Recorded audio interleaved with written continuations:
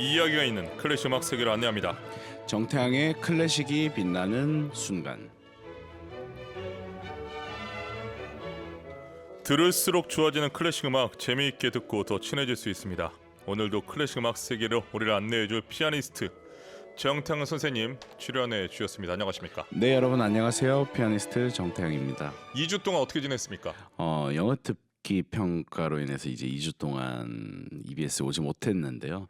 콘서트도 계속 있었고 또 학교도 개강해가지고 저도 바쁜 시간을 보내고 있었습니다. 지금 메시지가 왔네요. 0715님, 두어 주간 태양쌤이 안 나오셔서 가을 개편으로 그만두신 줄 알았는데 오늘 나오시니 반갑네요. 태양쌤 덕분에 이런저런 클래식 지식이 갈수록 쌓입니다. 고맙습니다. 보내주셨습니다. 감사합니다. 지난번에 우리가 새야 파랑새야 라이브를 했잖아요. 예.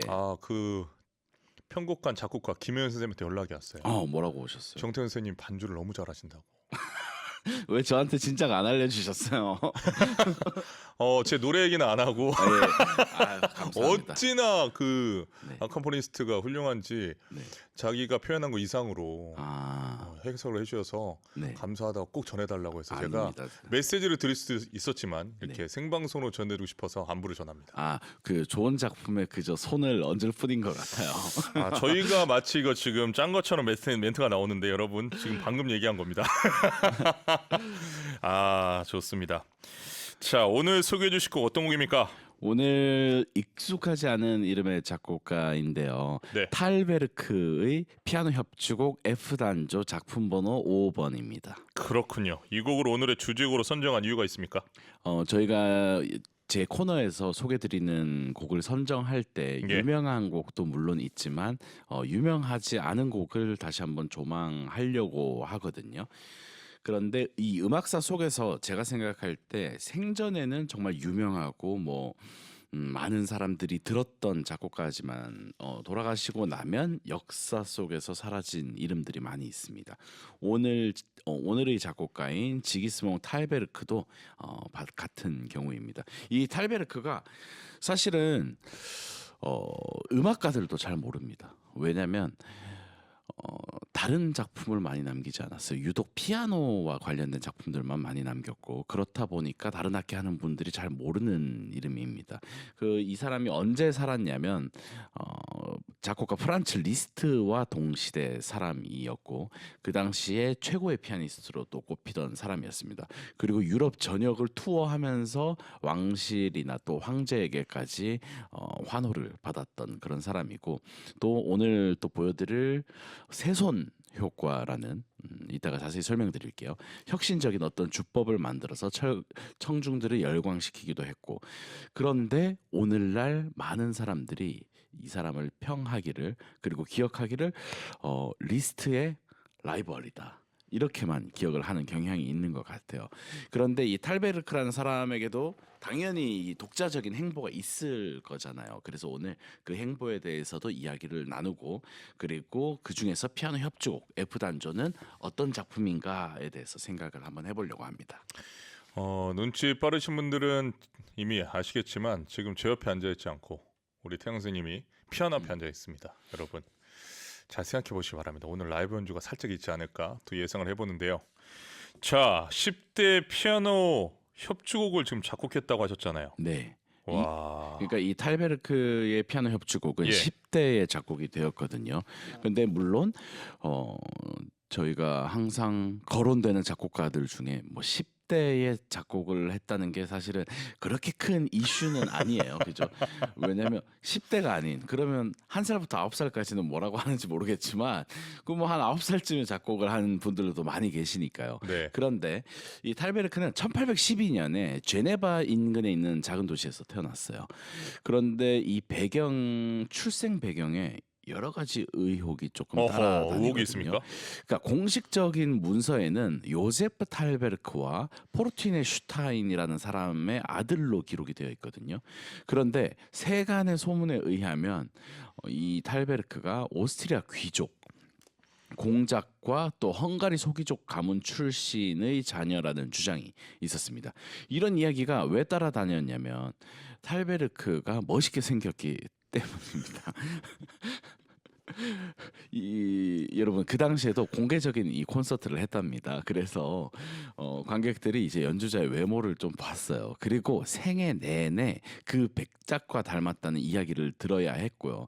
이는 지금 학자들한테까지도 논쟁이 있는 이야기입니다. 아, 하지만 뭐 오늘 저희가 탈베르크를 다루면서 중요한 것은 이 출생의 배경보다는 그의 음악적 행보가 되겠죠. 잠시만요. 그래도 지금 넘어갈 수가 없는데 그렇다면 네. 요제프 탈베르크와 포르티네 슈타인 이 두 분은 전혀 안 닮은 겁니까? 안 닮았냐고요? 네. 그 제가 요제프 탈베르크 얼굴은 잘 모르지만 그 예전에 예. 제가 요즘 최근에 영상을 많이 봤던 게 이 마이클 잭슨의 이 생전 인터뷰 이런 걸 조금 찾아보곤 했었거든요. 네. 그런 거 보니까 그 마이클 잭슨이 엄청 많은 어떤 의혹과 또 막 오해를 많이 받은 사람이잖아요. 그런데 이 당시에는 이 리스트와 탈베르크 같은 사람이 그런 스타의 반열에 있었기 때문에 여러 가지 이야기가 있었던 것 같아요. 아, 그렇군요. 예. 저는 만약에 제가 요제프 탈베르크나 포르티네 슈타인이었다면 굉장히 억울할 것 같아서 내 아니, 아들인데 내가 아들을 이러면서. 잘 낳았는데 이게 나를 안 닮았다고 하나 속상할 것 같아서 잠시 감정이 요동쳤습니다. 자, 자, 탈베르크의 성장 과정도 궁금합니다. 어떻습니까? 네, 어린 시절 기록이 별로 없어요. 그런데 비엔나로 10살 무렵에 이주를 했고 네. 외교관이 되기 위해서 수업을 받으면서 동시에 피아노도 배웠던 것으로 보고 있습니다. 그래서 이 시대는 이제 중산층에 있는 사람들이 피아노를 조금 배울 수 있는 그런 문이 열렸던 시기고 실제로 쇼팽과 리스트 뭐 이런 사람들도 개인 레슨을 가정에 방문해서 했던 그런 시기입니다. 그래서 이 탈베르크도 피아노를 배웠던 것으로 보고 있습니다. 그리고 훈멜 같은 대가에게 배웠고요. 우와. 그리고 14살에는 1826년에 런던에서 첫 공개 연주 그러니까 리사이트를 가졌다고 합니다. 그리고 모셸레스라는 스승은 이 탈베르크에 대해서 이렇게 얘기했습니다. 탈베르크가 이미 당대 유명 피아니스트의 버금가는 기량을 지녔다 이렇게 이야기를 했다고 하고요. 이 시기에 이 탈베르크가 작곡가 베버의 오페라를 편곡한 피아노 작품을 발표하거든요. 근데 이 시작이 오페라를 피아노 버전으로 편곡한 이 탈베르크의 출발점이 그의 어떤 아이코닉한 그를 대표하는 어떤 음악적인 행보가 됩니다. 그리고 비엔나에서 훈멜이나 모차르트, 베토벤의 작품들을 연주하면서 연주력을 인정받게 됩니다. 와. 10대에 이미 협주곡을 작곡하고 네, 또 피아니스트로서 15세 때도 네, 독주에도 열고. 유럽을 투어하게 된 거죠. 이야. 대단한데요. 자, 피아노 실력이 대단했다라는 또 평가를 지금 받았는데 그러면 당대에 이런 평가를 받았기 때문에 실력은 상당했겠는데요. 네, 이 당시의 어떤 음악가들의 기록을 보면 저도 네. 되게 재밌게 생각하는 게 사실 우편도 쉽지 않았던 시대였잖아요. 전화는 당연히 없었고 그런데 어느 지역에 어느 음악가가 온다. 그래서 예를 들어서 리스트가 독일의 라이프치히에 오면 슈만이 그 소식을 미리 듣고 리스트를 저녁 식사에 초대하고 이렇게 음악가들끼리 유럽 내에서 교류가 굉장히 많은 시기였어요. 그래서 이 탈베르크도 멘델스존, 쇼팽 그리고 클라라 슈만 등을 만났다고 전해지고요. 이 피아노 연주를 당연히 서로 이렇게 했겠죠. 그런데 좋은 평가를 받았다고 합니다. 그리고 23살에는 파리로 진출하게 되는데 또 비엔나에서는 이미 15살에 연주를 했고 그리고 파리라는 또 중요한 도시로 나가서는 로시니 그리고 마이어베어 같은 오페라의 거장들에게도 극찬을 받기도 했던 것으로 전해지고 있습니다. 그렇군요. 자, 탈베르크를 이야기할 때 빼놓을 수 없는 게 쇠손 효과가 있지 않습니까? 네, 네. 이 세손 효과가 이 탈베르크의 어떤 상징과도 같은 연주 기법이에요. 그래서 저희가 손을 두 개를 가지고 있잖아요. 지금 현대에는 이런 기법들이 너무 흔해서 예. 두 손뿐만 아니라 마치 네 손, 다섯 손으로 연주하는 것과 같은 그런 다양한 작품들이 저는 존재한다고 생각하는데 이 당시는 예를 들어서 뭐 모차르트의 어떤 소나타를 들려드리면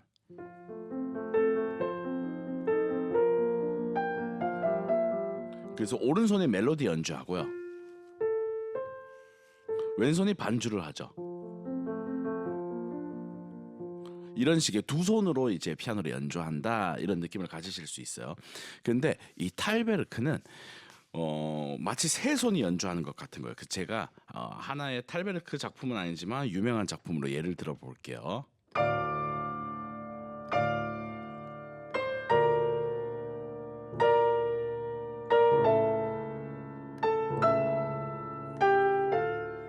그래서 제가 지금 왼손 반주와 오른손 멜로디를 쳤어요. 네. 그런데 그 중에 마치 손이 세 개인 것처럼 효과를 활용합니다.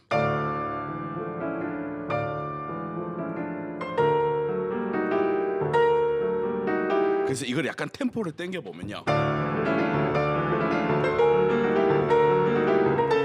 그래서 이거 밖에서도 두 손이 치고 있는데 가운데서도 무언가가 치고 있고 그래서 그런 효과를 세 손 효과라고 해요. 그런데 이 탈베르크가 이것을 많이 사용을 했고 그 후대의 작곡가들도 이 효과를 많이 사용하게 되는 그런 기반을 만들게 되었거든요.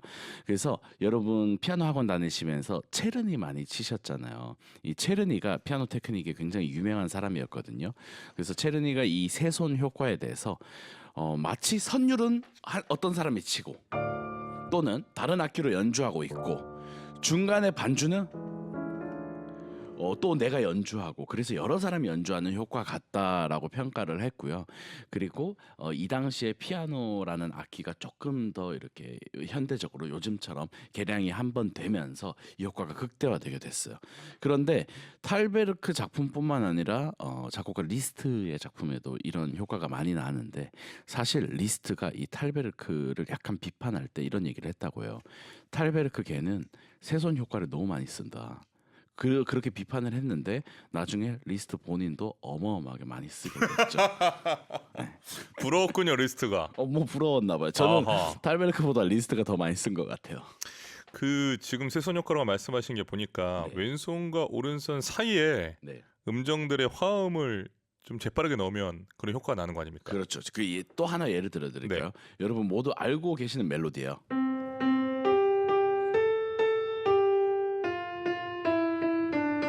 자, 제가 한 손 쳤어요. 그리고 두 손 쳐볼게요. 자, 두 손으로 쳤습니다. 네. 근데 이제 탈베르크는 이런 거 쓰는 거야.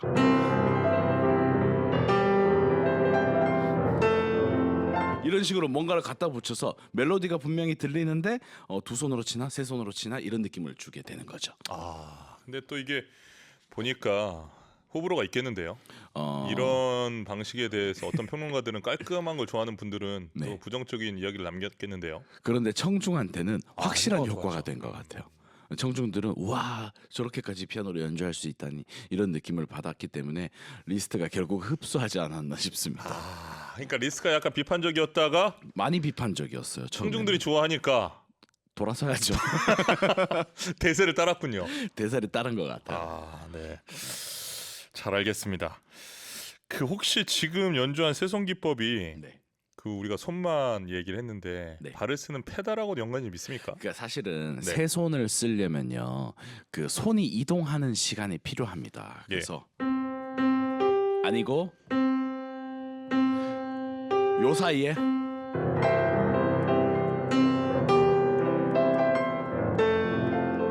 이런 식으로 뭔가 손이 이동할 시간이 조금 필요하거든요. 근데 원래 피아노의 페달이 이렇게 전 음력이 다 울리도록 설계가 되지 않았어요. 근데 이 시대에 전 음력이 다 울릴 수 있도록 만들어졌기 때문에 탈베르크가 조금 더 마음 편하게 쓸 수 있었죠. 그렇군요.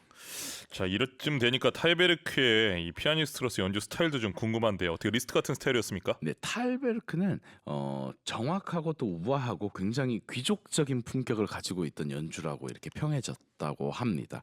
그 리스트의 음악은 우리가 극적이고 즉흥적이라고 이야기를 하잖아요. 그런데 조금 대조적으로 어허. 절제미가 있지만 완벽한 기교가 결합된 독특한 미학을 보여줬다고 이야기하더라고요. 아니 세손 스타일인데 절제미가 있습니까? 그 또한 절제가 있었죠. 그런데 이 탈베르크가 오페라를 처음 편곡하면서 어떤 그의 캐릭터가 결정되어졌다고 했잖아요. 네. 그래서 사실 저희 피아니스트들에게 굉장히 큰 칭찬이 너는 손가락으로 노래를 하는구나 또는 너의 멜로디가 노래하는 것 같다. 그래서 우리 정경 교수님이 노래하시는 것처럼 피아노로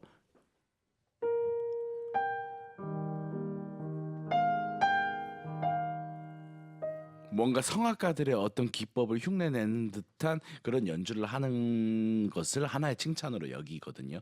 그런데 탈베르크가 이런 칭찬을 굉장히 많이 들었고 당대 유명했던 어떤 성악가가 탈베르크에게 너는 도대체 어디서 노래라는 것을 배웠니? 라는 평을 했다고 합니다. 그만큼 탈베르크는 또 노래 쪽에도 조금 영향을 많이 받은 게 아닌가라는 생각이 들어요. 지금 이야기를 들어보니까 이 탈베르크는 이 관객, 그 당시에 관객의 마음을 어떻게 얻는지도 알고 있었던 것 같고, 알고 있었죠. 예, 또 아주 귀족적이고 세련되고 절제도 있었다고 하니까 네. 인기가 높았겠는데요. 관객들이 이 당시에 굉장히 열광했다고 하고 이 탈베르크가 연주하고 있을 때 사람들이 의자 위에 올라가서 그의 손가락을 보려고 하는 그런 일화가 있다고 합니다. 연주할 때요? 네. 그래서 탈베르크가 어떻게 치는지 더 자세히 보고 싶은 어떤 그런 것 아니었나 싶습니다. 그래서 탈베르크는 이 다른 악기에서도 테크닉적인 측면을 굉장히 많이 가지고 왔어요. 뭐 하프라든지 뭐 첼로라든지. 그래서 그 영향을 받아서 사람들에게 궁금증과 신기함을 자아냈던 것 같습니다. 그렇군요. 자, 지금 리스트와 동시대 사람 아닙니까? 네. 리스트와 라이벌 구도를 가졌습니까? 라이벌 구도고 항상 비교가 됐었던 아하. 것 같아요. 그런데 사실 그 당시에 비엔나도 그랬지만 이 파리가 굉장히 피아노의 도시로 유명했습니다. 그래서 리스트가 활동을 했고 쇼팽도 있었고 또 알캉이라는 뭐 아주 어려운 곡들을 많이 작곡한 피아니스트도 있었고 그런데 리스트와는 특히 이 경쟁자를 넘어서는 어떤 관계였던 것 같아요. 그래서 리스트는 사실 어린 시절 헝가리 출신이고 또 어린 시절에 아버지를 잃고 가난했었고 그런데 성공을 결국에 해가지고 자기의 어떤 부와 인기를 과시하는 어떤 스타일의 그런 것을 멀리했던 측면이 있었던 것 같고 이 네. 탈베르크는 일찍이 재산이 조금 많이 축적이 되었고 그리고 귀족적이면서도 사치스러운 어떤 취향이 있었다고 합니다. 이 당시에 쇼팽도 굉장히 귀족적인 취향이 있었다고 전해지는데요. 그래서 리스트가 이 탈베르크의 태도를 별로 안 좋아했다고 전해집니다. 너무 있어 보인다. 네, 그리고 리스트가 탈베르크 연주를 듣고 이런 이야기를 했다고 합니다. 탈베르크는 새로운 피아노 양식을 만들긴 했는데 종종 멜로디를 너무 없애버린다 이렇게 얘기했는데 그럼에도 불구하고 이 탈베르크의 어떤 피아노 테크닉에는 감탄을 했다고 합니다. 그리고 쇼팽도 이 탈베르크의 연주를 보면서 그의 옥타브는 놀라울 정도다. 그래서 여러분 옥타브가 어떤 거냐면요. 예를 들어서 도에서 도까지 우리가 건반을 짚잖아요. 그러면 이게 8도입니다. 8도라고 하는데 이것을 이렇게 연속적으로 굉장히 빠르게 연주하는 것을 옥타브 기법이라고 합니다. 그래서 그것을 굉장히 잘했다라고 평했죠. 아, 또 여러 생각이 드네요. 이게 집에 좀 여유가 있으면 연주 자체도 좀 여유롭고 네. 지금 집에 먹을 거가 없고 가난하면 연주 자체가 절박한 겁니까? 그 제가 딱 정의 내리긴 힘드네요. 예. 아, 근데 충분히 그럴 수 있잖아요. 그럴 수 있죠. 예, 그러니까 제가 보기에 리스트는 좀 얄미웠던 부분도 있었던 것 같아요. 지금 전반적인 유출을 딱 해보니까 네. 쟤는 편하게 음악했구나 이런 생각. 근데 현대사에서도 그런 거 있지 않습니까? 있을 수 있죠. 우리가 다 언급은 하지 않지만 충분히 그럴 수 있죠. 쟤네 집안이 너무 부자고 좋대. 이러면 절박하지 않을 수 있잖아요. 그러나 이게 마음의 부자가 중요하다는 생각이 저희 음악에서는 그게 중요한 것 같습니다. 네, 알겠습니다. 아름답게 포장해 주셔서 고맙습니다. 자, 그렇다면 탈베르크는 리스트를 어떻게 평가했습니까? 탈베르크는 조금 신중했던 것 같아요. 리스트와는 달랐군요. 네, 공개적으로 타인을 비판하는 일이 드물었습니다. 야, 여기서도 품격 있네. 예, 그리고 리스트 연주를 듣고 탈베르크의 고백이요. 나는 경악했고 그와 같은 연주는 들어본 적이 없다라고 이렇게 칭찬을 했다고 합니다. 잠시만요. 나는 경악했고 그와 같은 연주는 들어본 적이 없다. 네, 칭찬입니까?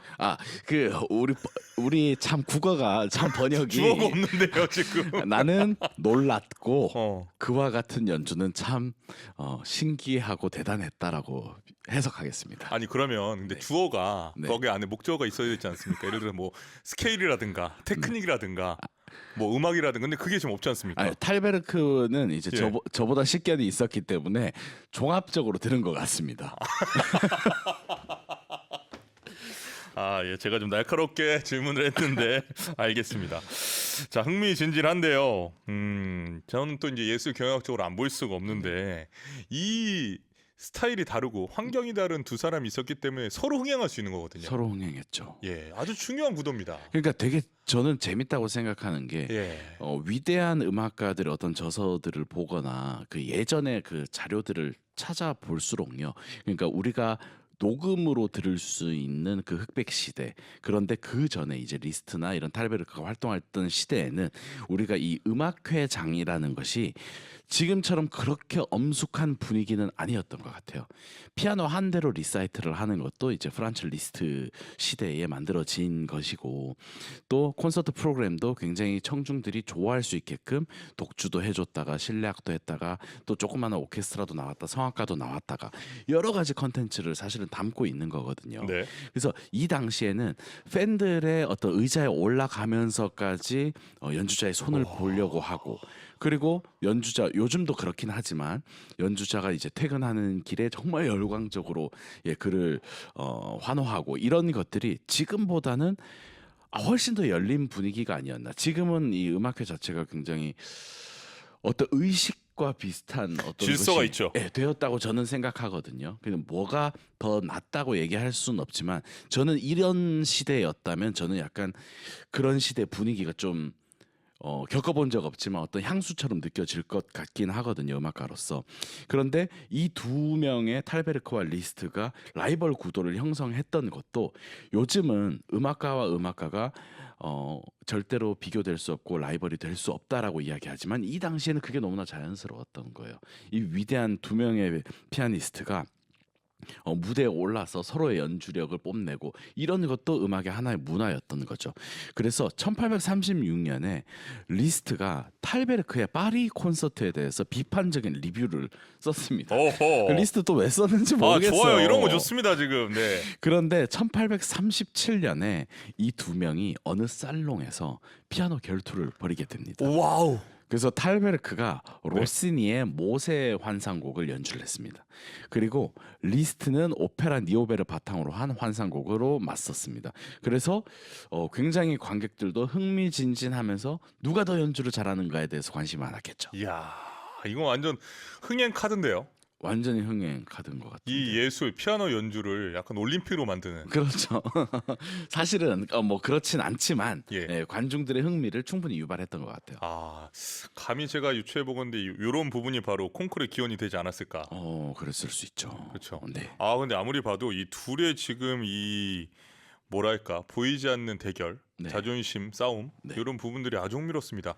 그 제가 최근에 그 라왈리의 아리아 네. 우연히 듣다가 가수가 누구지 보니까 테발디더라고요. 네네. 너무너무 잘하잖아요. 너무 근데 잘하죠. 만약에 테발디가 없었다면 마리아 칼라스가 이렇게 유명해졌을까라는 생각을 그때 좀 했는데 그렇죠. 또 스테파노나 모나코 같은 경우도 그렇고. 그렇죠. 근데 오늘 보니까 이 탈베르크와 리스트의 이 경쟁 구도, 이 여러 가지 미묘한 신경전이 아주 흥미롭습니다.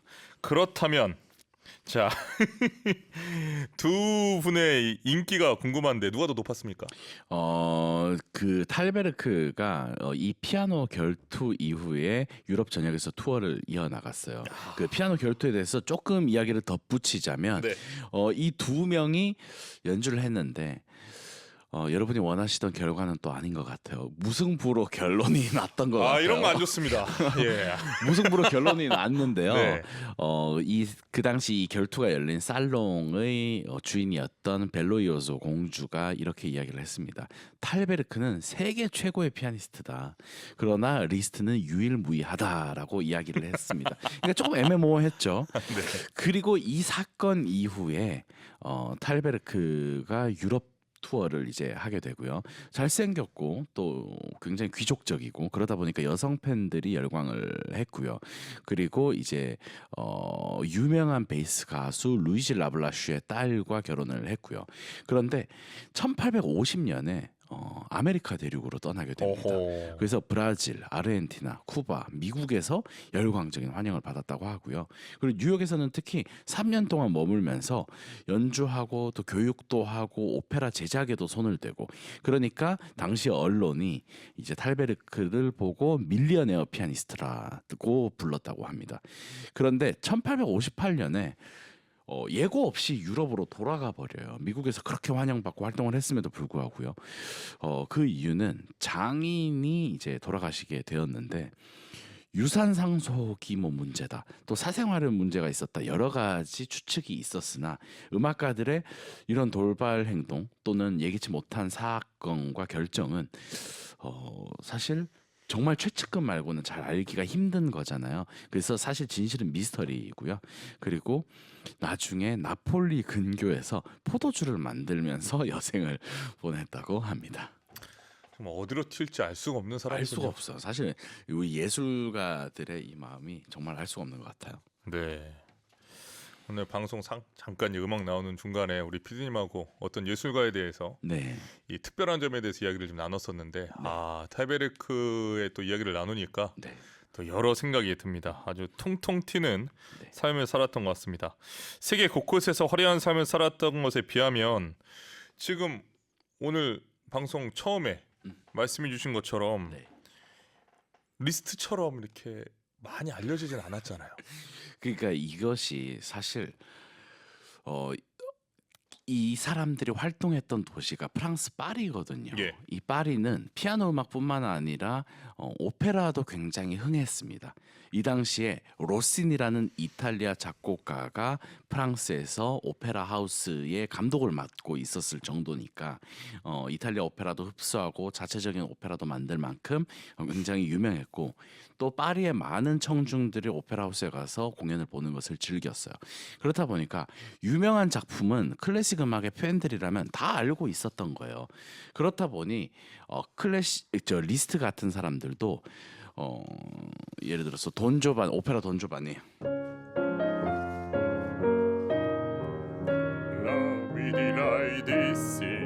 이런 멜로디 가지고도 작곡을 했고 여러분들 잘 알고 계시는 많은 작품으로 피아노로 편곡을 해서 치기도 했습니다.